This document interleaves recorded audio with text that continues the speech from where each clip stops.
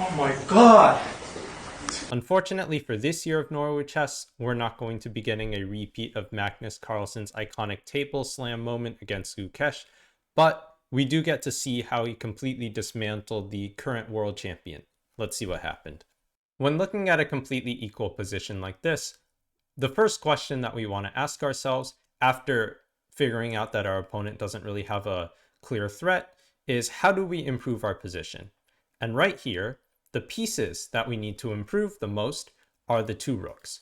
So whenever you are struggling to find a plan, always, you want to first look for what your opponent's going to do. And then after you figure that out, look for how you can improve your worst piece. So in this case, these are the two rooks. Carlsen is going to find a very, very creative way of improving his pieces by playing the move rook g5.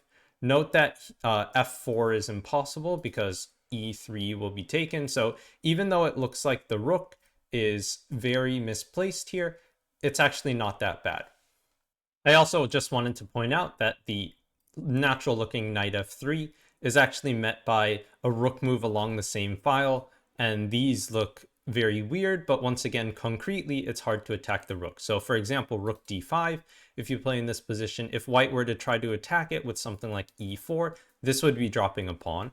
And because the knight guards e4 and c4, the bishop can't really go to either of them and attack the rook either. So even though it looks like the rook is misplaced, rook is doing well.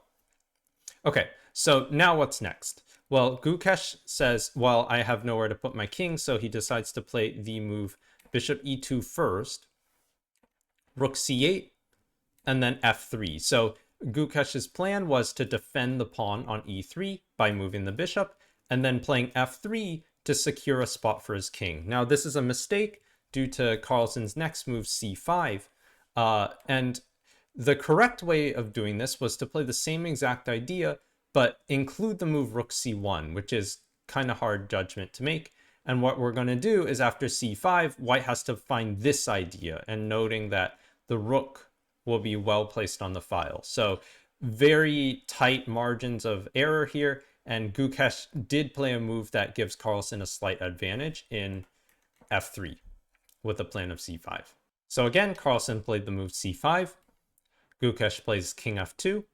And then here, Carlsen decides to put more pressure on the white position by playing rook d5. So again, if we look at all the ways the rook can be attacked, which it's very important for us to check, e4 is met by, well, computer says cd4 because computer is insane, but rook d4 is completely fine. And yeah, bishop moving to c4 would allow us to take it. So we don't really need to worry about the rook being attacked. And now we're threatening c takes d4, because if we play c takes d4, the queen can't take it back.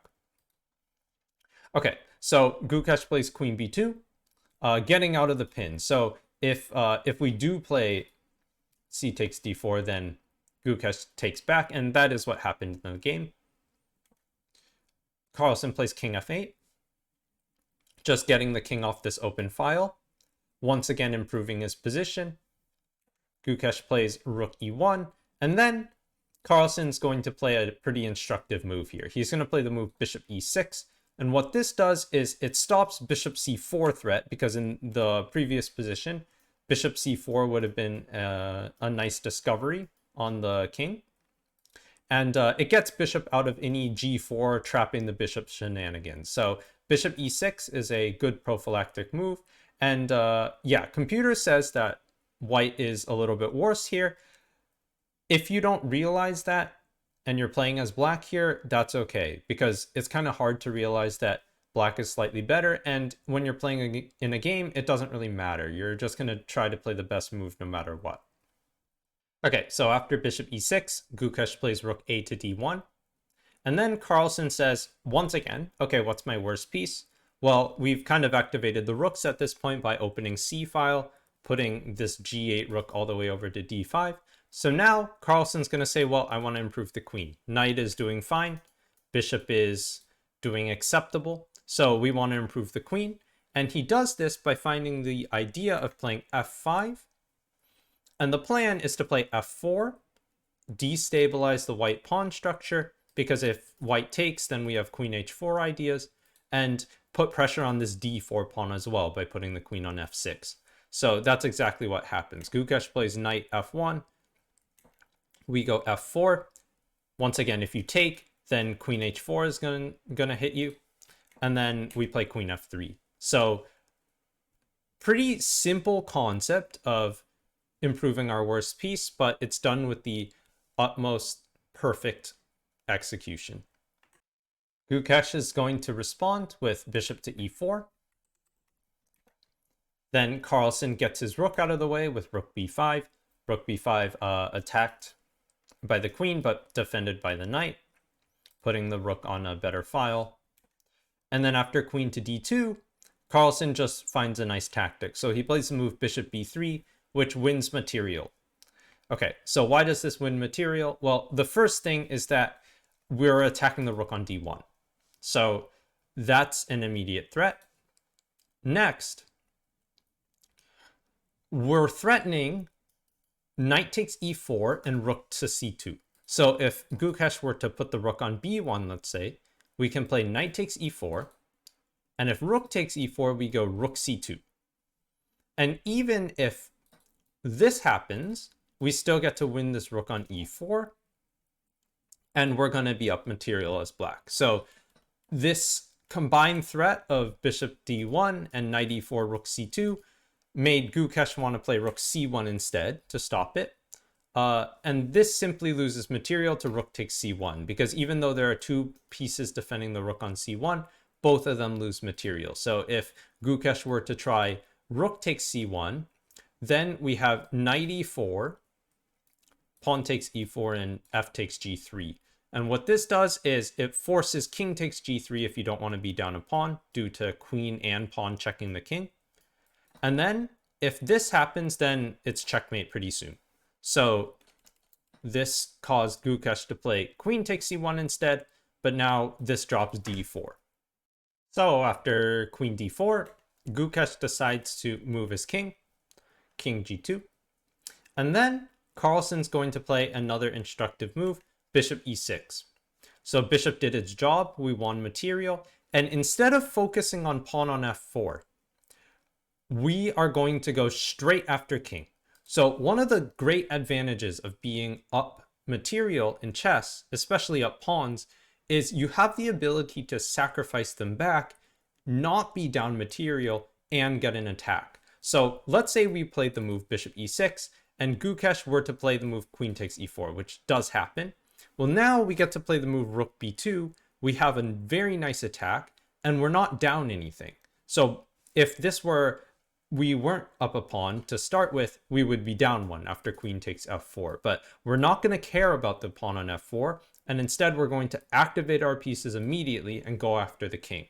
So one big thing to learn from in this game is if you feel like you're the type of player that really needs to defend the pawn on f4, try to remember that grandmasters don't really care about the pawn as much and care about activating their pieces much more. Okay, so once again, Gukesh played queen takes f4, Carlsen went rook b2, and then king h1. So here is where Carlsen calculates the win and plays the move queen to f2. Now, what I really wanted to go over in this video is to talk about how to actually calculate the move queen to f2. Because if you watch any broadcast of this game or anyone explaining this game, people are going to say, well, queen f2, it's just straightforward calculation. And what does that mean to players like us? How do we calculate? And how do we decide that queen f2 is okay? There are a lot of checks. So let's go through that right now. So when I was playing in tournaments, the first thing that you need to do is realize that queen f2 threatens mate in 1. So that's why it's a candidate move in the first place. So if you're like, okay, well, I wouldn't even have found queen f2 in the first place, the way you can find queen f2 is to start by saying, okay, what are my attacks in this position? How can I go after the king? And then you come to the conclusion that, okay, well, if I get my queen to g2, that's checkmate. That's the first step. And then you can say, well, okay, queen f2 is a very safe square, and then we can go after g2. So that's how queen f2 becomes a candidate move. Now the problem is we need to look at two things after queen goes to f2. We need to look at, can white defend g2? And then we need to look at checks. So let's go over the first one first because it's a lot easier. So I'll put these on the board, but when you're calculating, of course, you can't do that. So you need to do this in your head. So queen f2, how to defend g2. And you should just look for every single way. If I'm calculating this in a tournament, I'm not taking any chances. I'm going to go through every single line. So that includes moves like knight e3, for example. Like knight e3 defending g2, I would definitely look at this, even though it's not a good move, right? Knight f2 loses immediately to queen takes e1. I would look at rook e2. Rook e2 stops queen g2 immediately, but luckily we don't need to worry about that because rook e2, there's queen f1, there's rook takes e2. I would look at bishop c1 as well. So you can see that I'm going through every single way to possibly defend g2 just so that I don't miss anything. Okay, so let's go over the next one, which are checks. Checks are way harder in this position, so that's what we're going to spend the majority of our time on. When you're calculating checks, there's no way to avoid it. We just have to go over every single one. When you get better and better, you're going to be able to decide which checks are important and which checks are not based on your skill and your intuition. Like when Carlsen played this, he only spent 2 minutes on the move. But a player like me, I would have to spend maybe 5. And then maybe if you're not as good at calculating, maybe you would spend 10.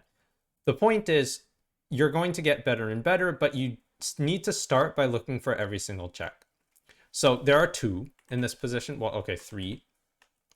Let's just get queen f7 out of the way first. So queen f7 doesn't really count because after queen f7, we take it and there are no more checks. So that's like kind of a dead end line.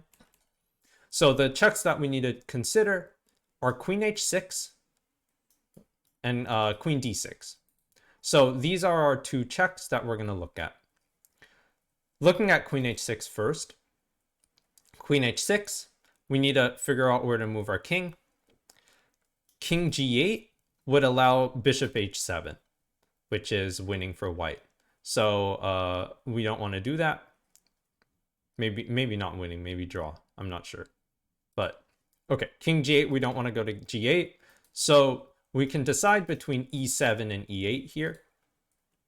And when you're trying to calculate this, as long as you find one, it's fine. So let's say you were going over and you were calculating this position and you start with king e7. And then you see, okay, king e7, what are the checks? Well, the checks are queen f6, queen g5, queen h4, and queen takes e6. Those are our checks. Well, we can say queen f8 as well, but yeah, queen f8 is quite bad. So we look at these, we realize queen e6 does nothing, queen f6 does nothing. So queen g5 and queen h4 are the 2 moves we need to look at. And let's say queen g5, we find king d7, bishop c6, which is the last check, pawn takes c6, and now there are no more checks, so we can stop. Once again, if queen h4, we can do the same thing. We can say, okay, king d7, no more checks, we're fine. Double check that he can't protect g2. He can't because queen going to h3 is protected. And that's how you start, by looking at looking at all the checks. Okay. Similarly, if you were to start with king e8 and then find this, queen h8, king d7, and then realize there are no good checks here, like bishop c6 does nothing again, then you can stop. So as long as you find one line that works, it's okay. So we dealt with queen h6. Let's deal with the other one, which is queen d6.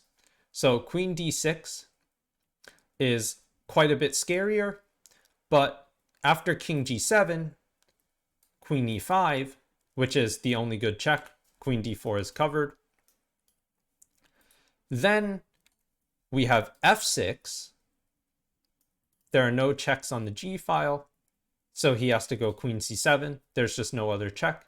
And then after bishop f7, white ran out of checks. So queen f7, king takes, and bishop d5 is possible, but at this point we're up so much material and this is still kind of unstoppable.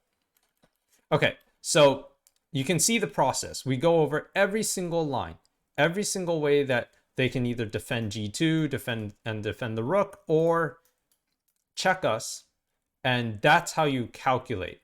And that's how you go through the calculation and make sure that you're double checking everything and not missing anything. Okay, so Carlsen did all the work. He realized that queen f2 was fine, and then went ahead and played queen f2. Gukesh decided to play queen d6, queen e5, and queen takes b2, mostly out of inertia. So sometimes when you lose in chess, you just keep playing because you need to come to the terms that you actually lost. And then he resigned pretty shortly, so the game continued only a few more moves and Gukesh resigned. So unfortunate end of the game for the current world champion, but a huge bounce back for Magnus, who was having a pretty rough tournament. I hope you guys found this episode entertaining or helpful, and keep an eye out for more updates on Norway Chess.